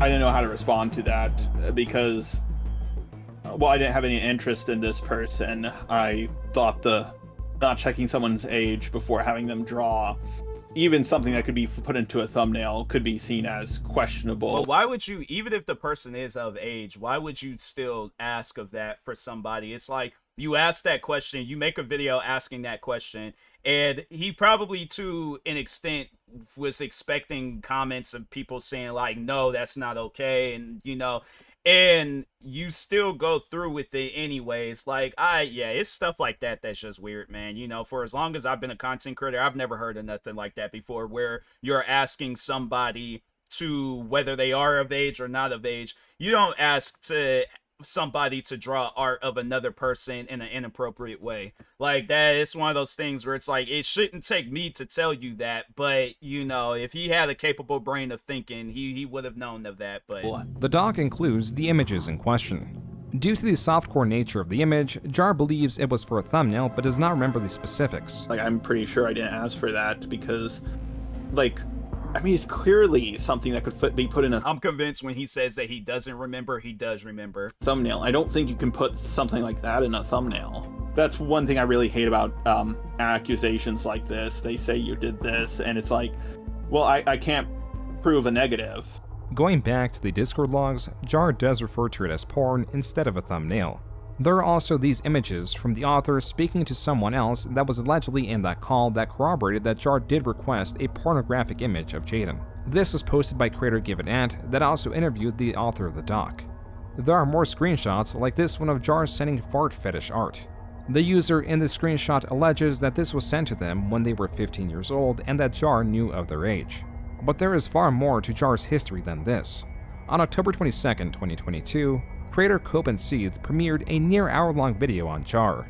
This contained an interview with him, where many others corroborated his habits and actions. The first segment is about Jar's racist comments, Jar saying the N-word, doing blackface, and the outro song from his old videos. Oh, so your thumbnail maker is either a racist white person or a according to you. I decided to reveal my true colors. I, just a robot, am in fact black. As for Jar's old outro song that was believed to be directly inspired by the hymn of the Republic, it turns out Jar had a different inspiration. Just a robot marches on. And before you say, hey Beckett, that's just the Battle Hymn of the Republic, what are you talking about, bro? It was noted by several sources that this rendition bears a striking similarity to the rendition in American History X. Jew by Jew by Jew, the white man marches on. Oh no, that's perfectly understandable, and that is accurate. And when I heard that racist rendition of it, I thought, oh, I'm gonna make my own rendition of this song. The next section of the video is... Yeah, he can't beat them racism allegations. Not with me. I'm like, for as long as I've dealt with them, him, his fans, it could be a lot of people. I'm like, I'm not going to believe it unless it's the Lord himself telling me that, yeah, this man right here is not racist. That would be the only way. But I'm like, I'm not gonna believe somebody that's, that's subscribed, following Just a Robot, talking about, oh, he's not a racist. I'm like, yeah, he has his roommate is black. What is that got to do with anything? I could care less what race. His roommate can be Bruce Banner for all I care. I'm not going to, with all the different stuff that I've dealt with and seen of his. Nah, no, the thing is that I think that a lot of people that don't know of me and his history, I was calling him a racist long before all these other different videos was coming out about him. Maybe if there was anything before, because I think that when I had said that it was either 2018 or 2019. So if there was anything that came out beforehand, then credit to them. But I definitely believed I was one of the first few people to call him out for being a racist. Because it's like, my thing is this, right? Even without that, when you look, because there was the one video I did where it just showcased all these different comments and stuff from his fans, people that were following him and that were subscribed to him, where they're calling me the N-word, calling me a monkey. I'm trying to think of any other, well, even I just remember the one fan that was after, I think that was in 2020, where they were like in two separate comments, they had called me the N-word and said that I deserved it. They either said that I deserve to be hanged or I deserve a noose. I think they said that I deserve to be hanged. But anyways, but yeah, from that to, it was another one of his fans that was like, they said that they didn't care about Breonna Taylor's, and for those that don't know, Breonna Taylor, she was that woman that was wrongfully shot and killed by cops back in 2020. But he said, oh yeah, I don't care about her situation. You see all these different racist things coming out about Just a Robot and his fans. It just, there's no racism. And then even have it where, so a friend of mine has sent me this video, and that same friend told me that there was a time where Just a Robot joined their Discord server and was just randomly dropping the N-word because his roommate gave him permission. And I'm supposed to believe that he's not racist because he says that he's not, or his fan says that he's not. And literally less than 24 hours ago, I was, by one of his fans, was called the N-word 3 different times. So people can play this whole game like, oh, Just a Robot's not racist. It's like, yeah, he may come out in his videos and say that he's not, But with all the different evidence and all, I guarantee and I promise you, there's a lot of different black creators that have dealt with just a robot. I guarantee and I promise you, if they look hard enough, they'll find some racist comments either from him or his fans. But anyways. Titled Sex Pest. While it does not include the Jaden accusations, as that was only being explored during this period, it does bring light to a lesser spoken event and paints a picture of how often Jar makes these sorts of comments. Jar asking about women's pussies is nothing new. He did it all the time when we would VC, like, oh god, back when Peaches was still around. He used to ask us all sorts of inappropriate shit, and people kind of just rolled their eyes, and it was like, it's just Jar, he's too stupid to be a problem, so like, just roll with the punches. While there already is a fair number of documented events of this sort of thing happening with Jar, there are few events of people interacting with him in person. That's where VidCon 2023 comes in. To preface this, creator Spoctor was in hot water for their own controversy. Creators like Jar were covering this. However, Jar's original thumbnail implied the events were far worse than they seemed. I was just looking to get a cupcake is a reference to the exposed pedophile creator EDP445 saying this. Well, I was actually coming out here to pick up a cupcake. With Jar implying Spoctor's crimes were as grievous as EDP's through the thumbnail, creators in this community messaged Jar displeased about it. The fallout from this thumbnail was actually pretty significant, and it's become its own little bit of Jar lore within the art commentary community. It actually even ended his friendship with another creator who goes by Harley. But personally, I think the far more interesting story is the fallout that occurred during VidCon. Jar begins by making it clear his intentions are to talk about the current drama. Mally is not very receptive to that. However, when she refuses a VC, Jar makes the very sensible move of suggesting they meet up for drinks and then possibly going to his hotel room. Jar's messages to creator Mally Malware read, quote, "We could talk in person at VidCon, just me and you over drinks. Maybe you could come to my hotel room with my lol JK," unquote. No, my thing is this. If you're friends with somebody, it's not something that you gotta ask to be like, oh, we can talk in person. It's just like the way that he words it, because it's like, I feel like that there's friends of mine's, like internet friends and stuff, where we're not even going to ask each other. If we see each other, we're hanging out. And I just think that, he really should look at his friendships that he has with people and compare it to other people's friendships. Because you shouldn't have to ask a friend to hang out with you or let's talk over some drinks and all this other extra stuff and things. And it's like, and then them saying that they don't want to hang out with you and stuff. So yeah, that's one of those things where it's like, I guess if I could put myself in this situation, so it wouldn't even be no conversation. It's like, yeah, when we see each other, you may catch an RKO for me, but it's like, that's how, just like me and my friends, how we joke around and stuff. But it's not going to be with some random person. I'm like, hey, I'm going to RKO you when we, but it's like something silly where it's all like an RKO. Then when they see that it's all like, fam, you can't do wrestling moves. That's silly. But it's just like jokes where it's like, not like how he be wording things. He's like, oh, well, he's like, well, if I'd see you, don't say. It was just how I can never get that down right on how he worded it, where he started talking about guns and crap. But yeah, I'm not saying things like that, when I want to hang out with somebody and stuff and they don't want to. But yeah, if a friend of mine's just all like, oh, sorry, can't hang out and things gonna be busy, I'm like, all right, well, I guess if I see you, I see you. If not, I'm not. Or if not, then yeah, it's whatever and things. But yeah, but it's like, you still cool with that person. That's how it should have just ended off. But anyways. Responds, quote, "No way. I'm not going to spend VidCon time on that sort of thing. I want to focus on holiday stuff," unquote. Prior to these messages earlier that month were messages of Jar stating, quote, "Nice. Can't wait for you to see how buff I am," unquote, which he got no response to. Jar's pleas for meeting up become even more desperate, at one point saying he wouldn't threaten or berate her for not getting in a VC with him. Mally and others corroborate that they felt uncomfortable with Jar and tried to enjoy the event while still being on the lookout for him. One of these creators was Ponder Sprocket, who had an interaction with Jar. Ponder would be approached by Jar, who she did not recognize. They'd have a quick conversation, during which he'd mention he was also a YouTuber. When she asked, "Oh, what's your channel?" he responded, "Just a robot," gripped her hand tightly, and then laughed manically while walking away. Side note, it has been corrected by a different creator that Jar did not laugh maniacally. But one thing is for certain, upon hearing the name Just a Robot, Ponder exclaimed, "Oh God," and tried to pull away. The kicker is he did it again this year.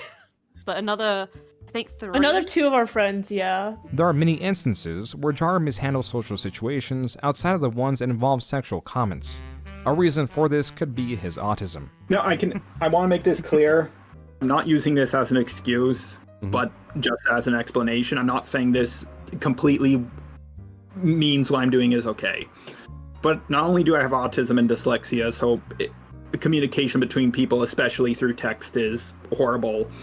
But on I top, think he's just saying that just so in case. Because my thing is this: it's funny how his autism now, all of a sudden, it comes out of nowhere where he can potentially start getting called out for stuff.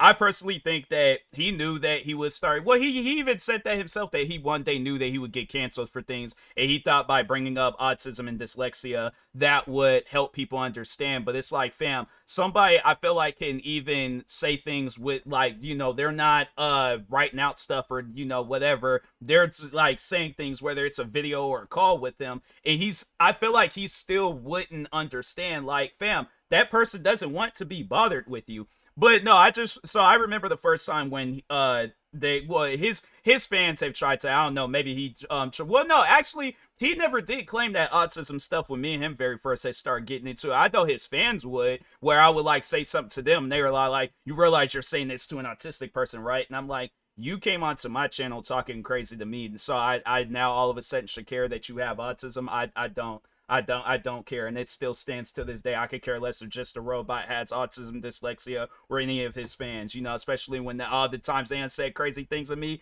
Yeah, not hearing that. So, but I just remember where he was trying to have a call with me on Discord, and it was like, so one of his friends was trying to set up a call, and he probably put his friend up to it and things, but anyways.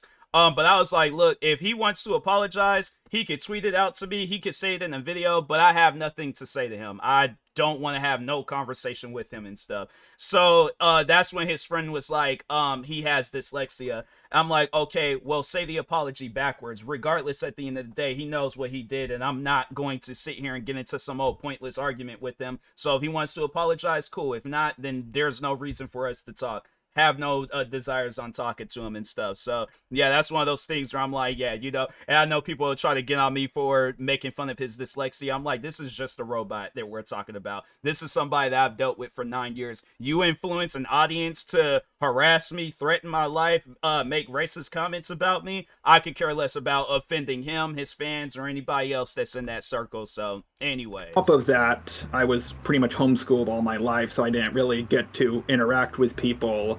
Jar goes on to describe how he's lost jobs because of this sort of thing, and that he eventually would stop interacting with coworkers altogether.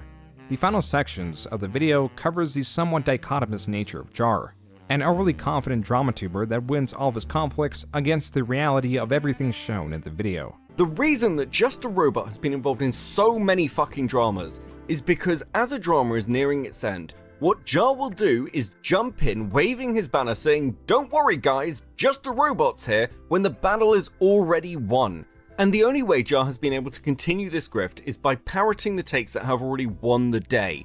Which is exactly what happened in the Cinebear drama, by the way. Just a Robot saw Chud Logic covering it and laughing at Birdie and assumed that meant public opinion was turning.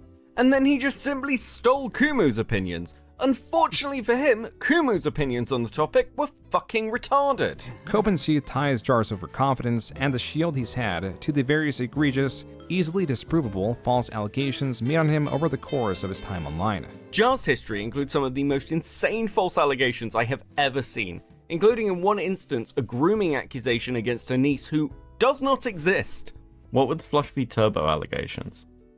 Fluffy Turbo and Chaos 55T came out of hiding to make up false allegations about Jar grooming and sexually abusing his niece, who doesn't exist. That's crazy. As has been shown throughout this video, Jar always gravitates to drama content, partly because he enjoys it and thought he was good at it. I guess I convinced myself I was good at it, because I was like, you know, I made it that far in drama content.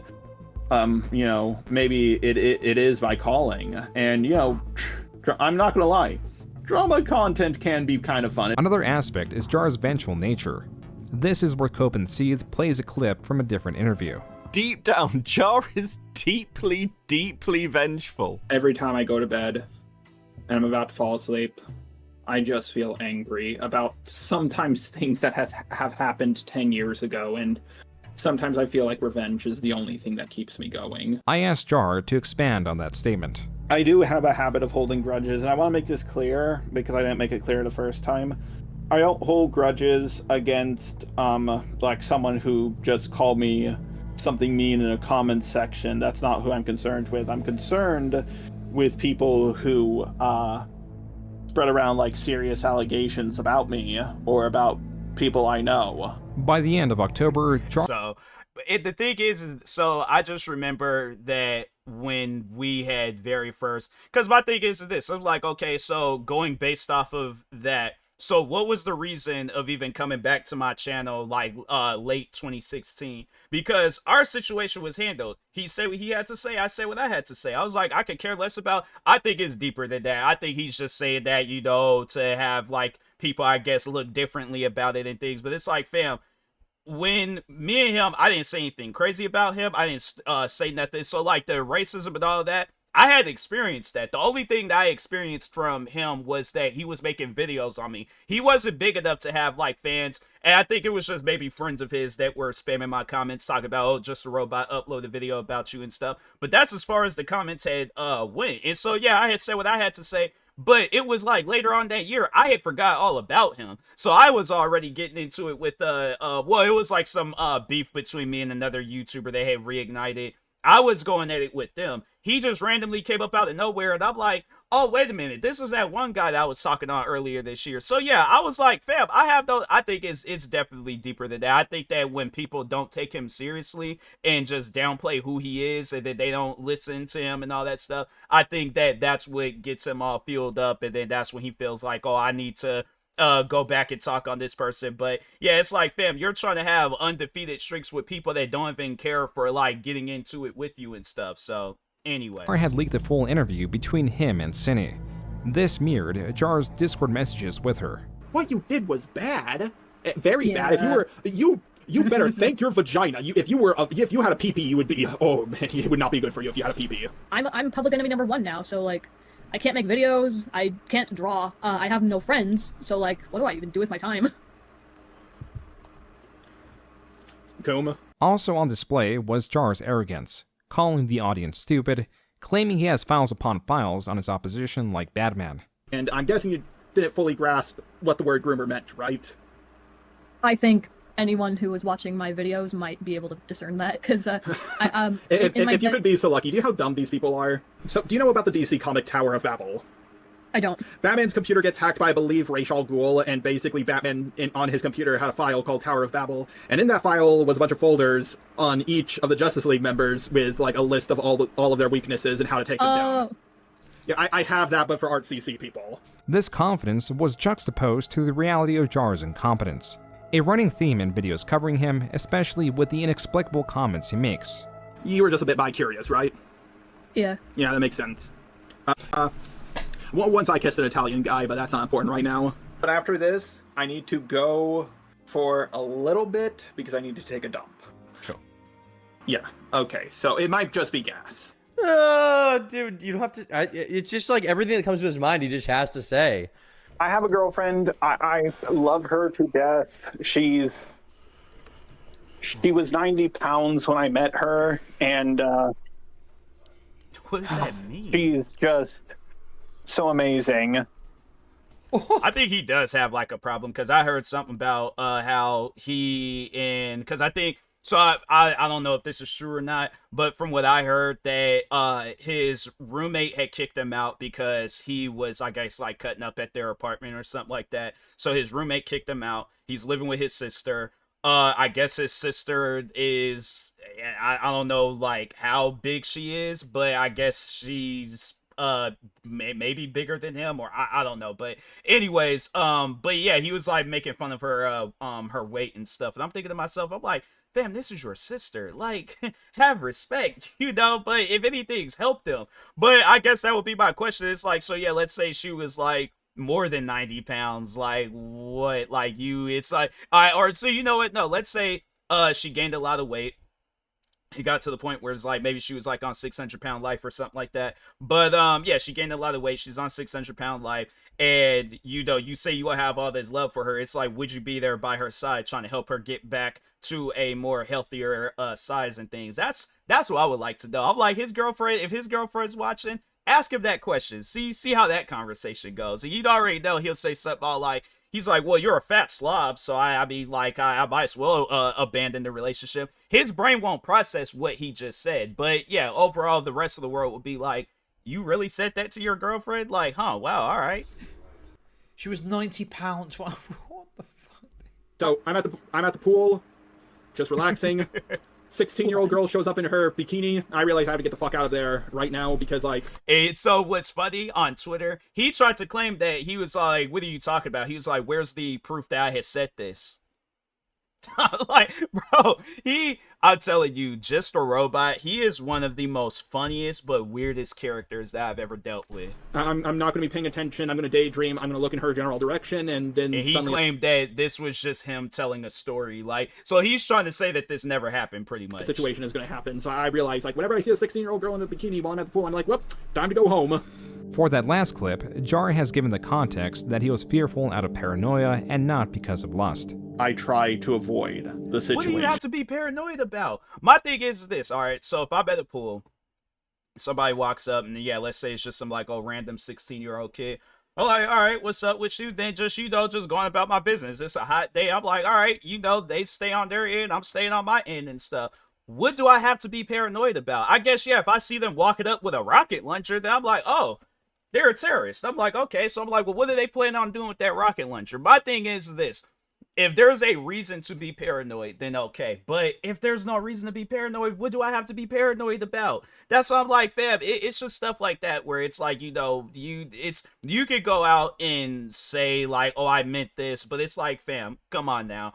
Based on your track record of how you talk, you definitely, you was thinking something that it's like, yeah, you could potentially go to prison behind it, so. I wasn't attracted to her, nothing like that. I just got out of the water. It is no surprise that the many enemies Jar has made through his time on claimed he fabricated this story. I'm like, he knows what he meant by online that. Are jumping on the opportunity to trounce him, especially when he's made comments such as these in the past. Quote, I can make a video and put them all 6 feet under. Unquote. Jar has left voice notes with similar spirit. To give you some perspective, I responded to Doodle Tones roughly over half a decade ago. I was a little guy back then. She's still receiving harassment to this day. Mal, I understand you're new to being a public figure. Everything you say and do, well, it will be brought up. You're not a small person anymore. What you say has consequences. I've been in plenty of dramas before, all of which I've won, and I've heard the same lines over and over and over again. You guys do not understand how much I've been pulling my punches. While Jar's current situation did bring catharsis to those that had long-standing displeasure with him, the resulting fallout of all this created a mix of mockery and frustration towards Jar. In January 2025, he uploaded a video that included an apology and gave his side of the story for a multitude of claims against him. I'm not going to sugarcoat things. I fucked up. I really dropped the ball on this situation. I can't even say that I was manipulated or enabled to get involved with the cine drama, because both my roommate and my girlfriend and even my neighbor told me that what I was doing was stupid and reckless. When Himpleton explained this to me, that was the moment everything hit me. Oh my god, I can't believe what I have done, and I'm so sorry for it. And I guarantee and I promise you, most people would think stuff like this, like let's say that he's now at the like pinnacle of his career, like he's like reached great heights, like he's gaining all these subscribers, views, all this stuff, like he can quit his job and become a full-time content creator. Do you think that he still will have that same mindset that, oh, I messed up and things and all these good things is happening for his content creating career? I guarantee and I promise you, if people had looked at this differently, where they were more supporting him than going against him, he wouldn't have changed what he'd say. My thing is this, there would have been that one comment from somebody saying like, oh, you need to do an apology video, you defended the pedophile.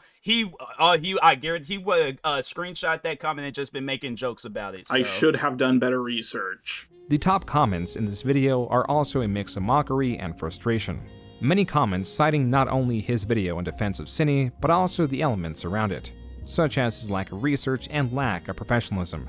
And though Jar claims he was not flirting with her, the commenters do not seem to believe it. At the time of writing, Jar has only posted a single video on his channel after this one explaining that his channel was shortly hacked. Likely due to a lack of uploads and the fallout of the Cine video, Jar's main channel is getting less than 100,000 views a month, with Social Blade only showing a loss of subscribers since December of 2023. Yeah, This is a he result was, of arrogance. Yeah, because I think he was like, hey, so with his 2 channels, I remember it was like so when like all this stuff had started going down, like he was well over 200,000 subscribers. But then I remember when he did that video on me where he was like, where's TMossBoss right now? Like he had more subscribers then than he did when he uploaded that video. So throughout the time, like he was losing subscribers, but it was at a slow rate. Once he did that Cinnamon video, instantly start losing subscribers. And so yeah, it's one of those things where it's like, yeah, you know, you do a video like that, you offend a lot of people. Yeah, because you got to think about it, there's probably people that have dealt with, like, you know, groomers and pedophiles and all that stuff.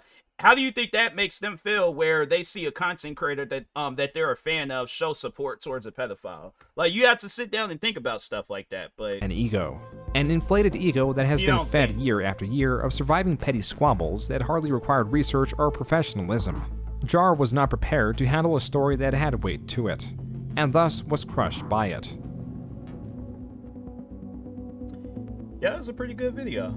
Really, you know, showcased, you know, but I mean, it's one of those things where it's like, you know, I guess like somebody that's unfamiliar with the situation, then yeah, you know, I think that was it, but yeah, you know, you get to see it for, you know, like for what just a robot for who he really is, and then yeah, you know, you learn something. But yeah, it's one of those things where it's like, you know, videos like this can come out where it's like it explains like who he is, but people that have dealt with him, they know who he really is. And so that's why I'm like, you know, I watched this video, it's a good video, but yeah, it's like it's definitely one of those things where it's like I feel like that getting witness statements from people that have dealt with him, and I could care less if I'm excluded out of the list, but I guarantee and I promise you there are a lot of people that will tell a story about just a robot to where it's just going to add more and more to his cancellation. So but anyways, no, shout out to June the King. Make sure if you guys haven't, go subscribe to him,